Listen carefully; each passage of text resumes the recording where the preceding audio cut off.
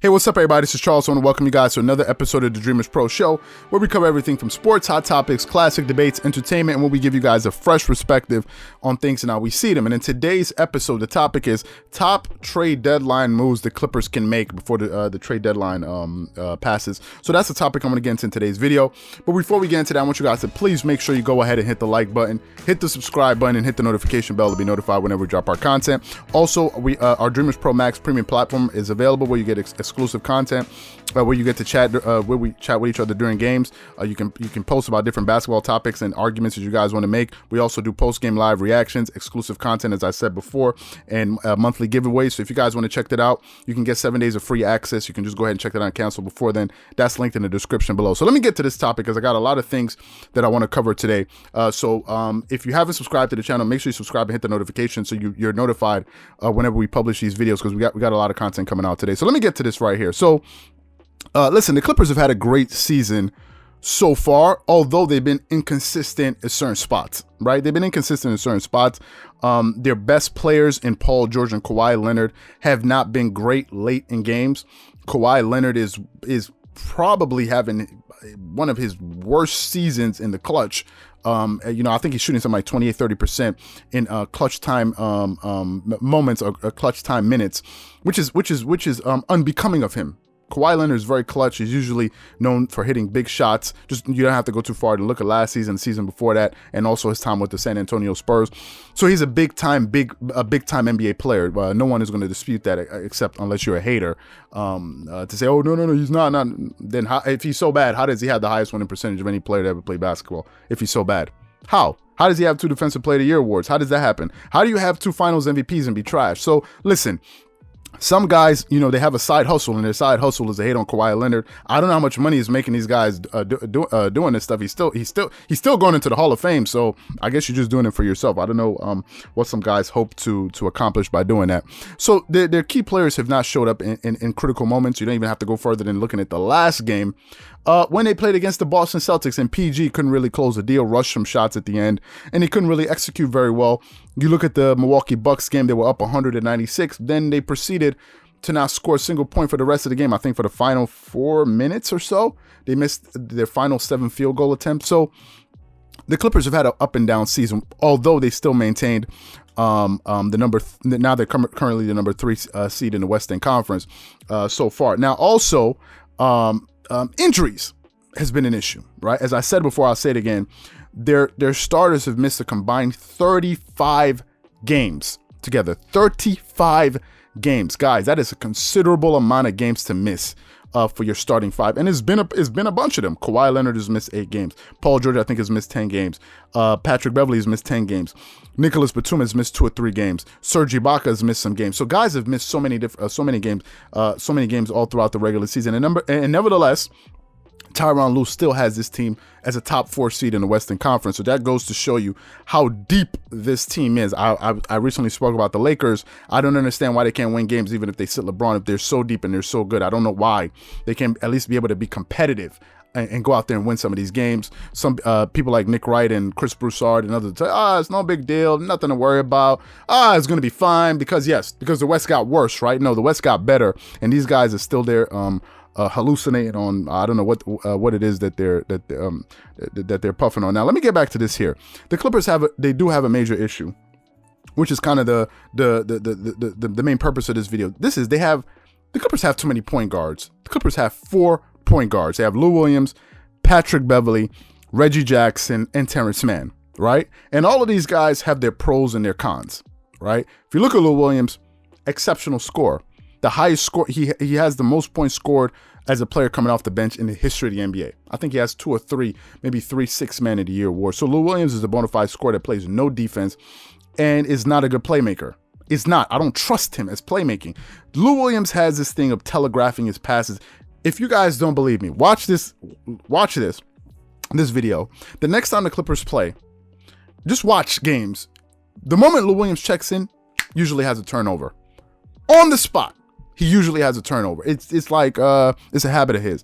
Patrick Beverley, who's one of their best on the ball defenders, one of the best point guard defenders in the NBA, He plays great defense. He can hit threes. The only problem is he's not a great playmaker, number one. He's a bit, I'm not going to mention his size because he can guard a lot of players, sometimes 1 all the way to 3 or 4. So I'm not going to mention anything about his defense. The only thing, he's not such a great playmaker, and he's injury prone. As I said, Patrick Beverley has missed 10 games this season for the Clippers.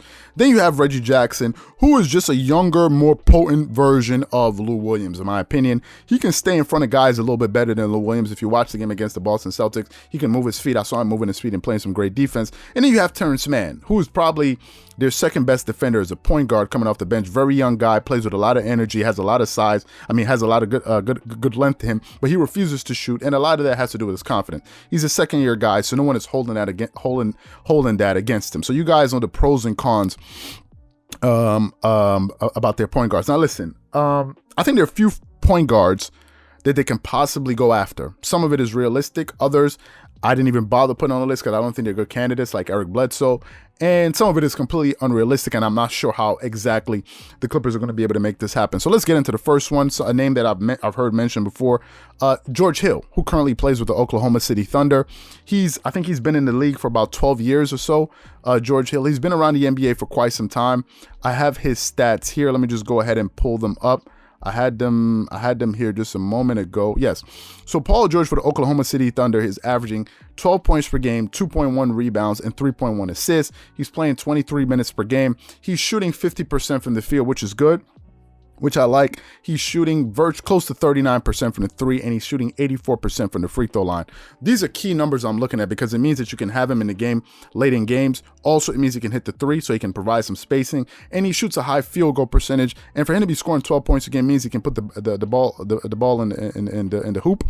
The only thing is a 3.1 assists. That's low. I don't know if he's a starting point guard for the team, but that's kind of low. I don't think that's necessarily what the Clippers are looking for.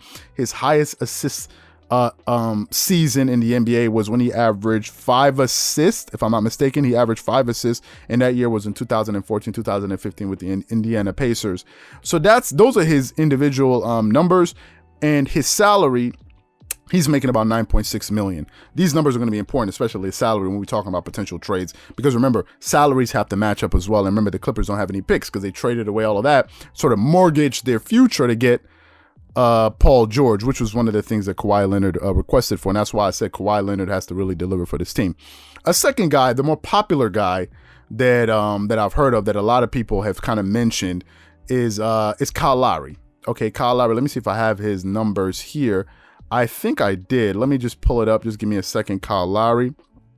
So we have Kyle Lowry, who was a former champion with the Toronto Raptors, who won his championship with Kawhi Leonard. Now, Kyle Lowry, creme de la creme here if we're talking about point guards. He's averaging 18 points per game, 5.6 rebounds, and 6.6 assists. The assist numbers is what I'm paying attention to. He's playing 34 minutes a game. He's shooting 47% from the field, which I love. 41% from the 3. He's shooting 6 percentage points higher this season from the 3 than he did last season. He's shooting a higher free throw percentage this season at 86.5%. He's played 28 of all the games that they played, so he's been available. And he's getting you 1.8 steals. Now, talk about the intangibles. He's a leader. He's very, very competitive. He has championship pedigree. He knows how to win. He's a winner. He's a great team guy, a great locker room guy. Now, here's the issue with Kyle Lowry. We all know it. Kyle Lowry's salary is $30.5 million. Kyle Lowry's earning $30 million a year. And that salary is the issue, right? That's the biggest problem. Then we have John Wall. Some people have mentioned John Wall. I don't think you should have your hopes up for John Wall, although John Wall is John Wall, one of the quickest players in the NBA, averaging 21 points per game, 3.2 rebounds, and 6 assists, shooting 42% from the field, which is not very good, 34% from the 3, which is not very good. Last season, he shot 30%. John Wall is not a very good three-point shooter, and free throw shooting below 75%. So listen, I don't think John Wall is an ideal candidate, and he's not even getting you 1 steals per game. But the number one reason why John Wall cannot work is his salary. John Wall is earning $41 million. Enough said. Clippers are not getting John Wall. Moving on to Lonzo Ball. Okay, that's another name that I've heard tossed around quite a bit, and I have his numbers here. Now, Lonzo Ball is averaging 14.5 points per, let's say 15 points per game, which I like. He's shooting 43% from the field, which is good. He improved last season. He shot 40%, so he's shooting 3 percentage points higher. He's shooting 40% from the three. Now that's a number that I like. The fact that he's shooting 40% from the three. We all know the kind of hoopla around his shooting mechanics when he first came into the NBA, how he shot the ball from across his hips and all of these different things. Another thing that's worth noting about Lonzo Ball that I love is his free throw percentage. Lonzo Ball is shooting 21 percentage points higher from the free throw line this season. Last season, he shot 56.6. This year, he's shooting 77.5. Lonzo Ball is getting better, okay? He's getting you 4.2 rebounds, 5.2 assists, which I like, and 1.3 steals. Now, what I like about Lonzo Ball, number one, is his size. He's a 6'6" point guard that can play defense, push the pace, which is something that Tyronn Lue has spoken about religiously, and play defense. So if we're being realistic, Lonzo Ball might be their guy. However, he's played about 32 games this year, so he seems to be available, and that's a guy I think the Clippers can definitely make a move for. And if you look at his salary, he's earning $11 million, which is within the threshold of what you're looking for, right? So Lonzo Ball is the guy, is the last candidate that we possibly have, and Kyle Lowry. Okay, so let's talk about the pieces that could potentially move. You have Luke Kennard, who's earning about $5.6 million. Close to $6 million. His contract really kicks in next season when he's going to earn $12 million. You have Reggie Jackson and Lou Williams. If you combine their salaries, you're looking about $15 million roughly. So really, you're only looking about two guys, right? Because Lonzo Ball is earning 11. So you're probably talking about Luke Kennard and Lou Williams, bringing in Lonzo Ball, starting him, and putting Patrick Beverley to the bench, to come off the bench, and then you have Lonzo Ball, right? Who would probably fit perfectly for this team. Realistically, I think that's the guy that can go after him, and probably George Hill. If you asked me to choose, I'd rather have Lonzo Ball because he's younger. Lonzo Ball, how old is Lonzo Ball? He's 23 years old, so he's a younger guy you would go after. And you can have him, you can keep him for longer. So that's the guy that I'll probably go with. Kyle Lowry is most likely not going to happen. He's too expensive unless he gets bought out, in which case the Toronto Raptors decide, listen, we're gonna pay you a portion of your salary and then you can go to the other team.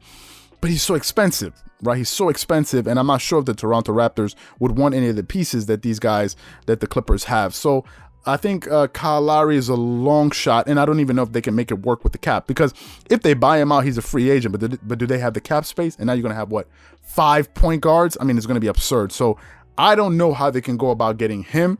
So realistically, I think the guy that they could go after is Lonzo Ball. Now, whether or not the New Orleans Pelicans are going to be willing to part ways with him remains to be seen. No one knows. I don't know. But that's the guy I think they can go to. So go for. So what I want to know from you guys is, what do you think about the potential guys that I listed in this video? Do you have some people that I haven't mentioned? If you do have some guys that I haven't mentioned, please leave them in the description below so we can kind of go over them together, and also leave their salaries. It's because some people are throwing out names but not throwing out their salaries, like John Wall. $40 million a year. Who's going to pay that? Who are they giving up? They would have to give up Paul George and then another piece. And nobody ain't giving up no damn Paul George for. And I think the idea of giving up Paul George is ludicrous. There's no one. People have mentioned, what's his name? Bradley Beal. That's not going to work. Bradley Beal can score, and that's about it. Paul George is a bigger player that can score at just as an efficient level as Bradley Beal. Number two, Bradley Beal is not proven, so you're going to go get Bradley Beal. I don't know how he's going to perform in the playoffs. I'd rather stick with Paul George, who at least has been there. I don't know what to expect from him. And number three, I don't think you're going to get the same amount of defense and playmaking. So no, I don't think trading Paul George, that could be probably one of the stupidest things the Clippers would do. And who are they going to trade him for?